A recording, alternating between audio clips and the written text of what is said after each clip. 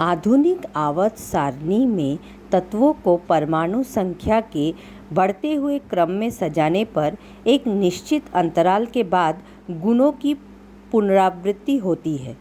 इसी को आवर्ती गुण या आवर्तता या पीरियोडिसिटी कहा जाता है। तो आओ देखें कि किस प्रकार ये होते हैं। किसी परमाणु के सबसे बड़े शेल और उसके केंद्र के बीच की दूरी को परमाणु त्रिज्या कहते हैं। क्योंकि ये बहुत छोटा होता है, इसलिए इसको डायरेक्टली निर्धारण करना थोड़ा मुश्किल होता है। विभिन्न टाइप के एक्सपेरिमेंट्स और सहसंयोजी बंधन के बीच की दूरी को मापकर कभी-कभी इसका पता लगाया जाता है। आधुनिक आवर्त सारणी में आवर्त या पीरियड के बाएं से दाएं जाते वक्त ये परमाणु त्रिज्या का मान कम होता है। इस तालिका में देखो किस प्रकार आवर्त में लेफ्ट टू राइट जाने में धीरे धीरे एटॉमिक रेडियस कम होता जा रहा है। यहाँ पे एक और चीज़ नज़र करने की बात है, वो है सबसे छोटा तत्व है फ्लोरीन। आधुनिक आवर्त सारणी में वर्ग या ग्रुप में ऊपर से नीचे जाते वक्त परमाणु त्रिज्या क्रमशः बढ़ती है। इस टेबल में देखो किस प्रकार ग्रुप 1 और ग्रुप 17 में ऊपर से नीचे जाते वक्त एटॉमिक रेडियस या परमाणु त्रिज्या या परमाणु आकार बढ़ रहा है।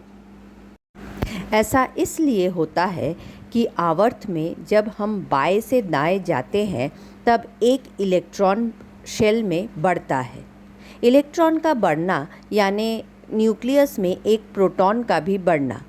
हम जानते हैं कि इलेक्ट्रॉन और प्रोटॉन नेगेटिव और पॉजिटिव चार्ज के होते हैं जो एक दूसरे को आकर्षण करते हैं। इस वजह से परमाणु त्रिज्या या परमाणु आकार लेफ़्ट टू राइट जाने से छोटा होता है। जब हम ऊपर से नीचे वर्ग में जाते हैं तब इलेक्ट्रॉन शेल एक एक करके बढ़ता है। पहले में K, फिर KL, फिर KLM इस प्रकार बढ़ता है, इसलिए उसका आकार भी क्रमशः बढ़ता जा रहा है।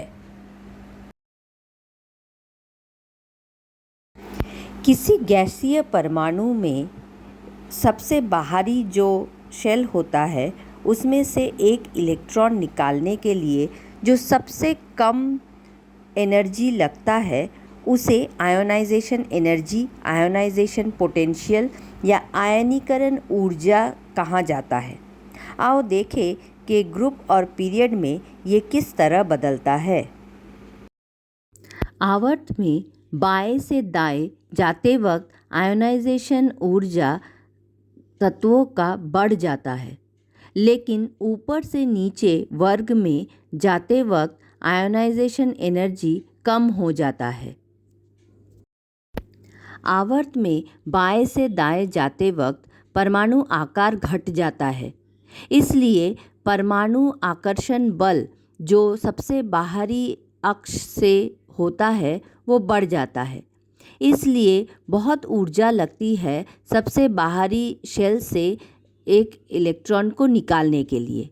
इस कारण से बाएं से दाएं जाते वक्त आयोनाइजेशन एनर्जी बढ़ जाती है। जब ऊपर से नीचे हम आते हैं तब परमाणु आकार बढ़ जाता है, इसलिए थोड़ा सा एनर्जी देने पर ही बाहरी शेल से वो इलेक्ट्रॉन आसानी से निकल सकता है। इसलिए ऊपर से नीचे आयनीकरण ऊर्जा घट जाता है। किसी सहसंयोजक बंधन में जुड़े इलेक्ट्रॉन को अपनी तरफ आकर्षण करने की परमाणु की क्षमता को विद्युत ऋणात्मकता कहते हैं।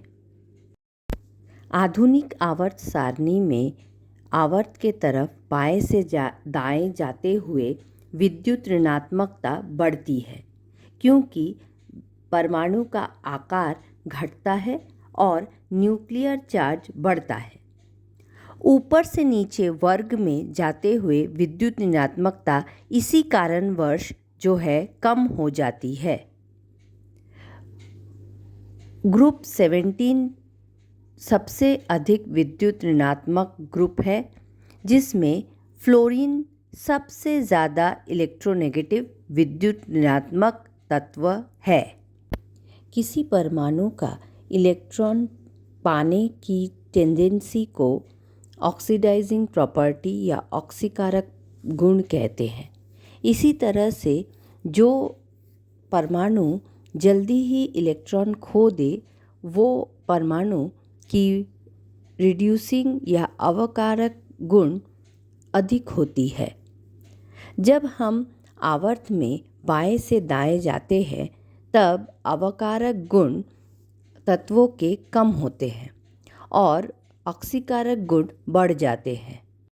इस चित्र में देखो, आवर्त में सबसे स्ट्रॉन्गेस्ट अवकारक एजेंट है लिथियम और सबसे स्ट्रॉन्गेस्ट ऑक्सीडाइजिंग एजेंट है फ्लोरीन। ऊपर से नीचे ग्रुप में जाते हुए ऑक्सीडाइजिंग प्रॉपर्टी कम हो जाती है और रिड्यूसिंग प्रॉपर्टी बढ़ जाती है। ये रहा ग्रुप 17 का ऑक्सीडाइजिंग पावर।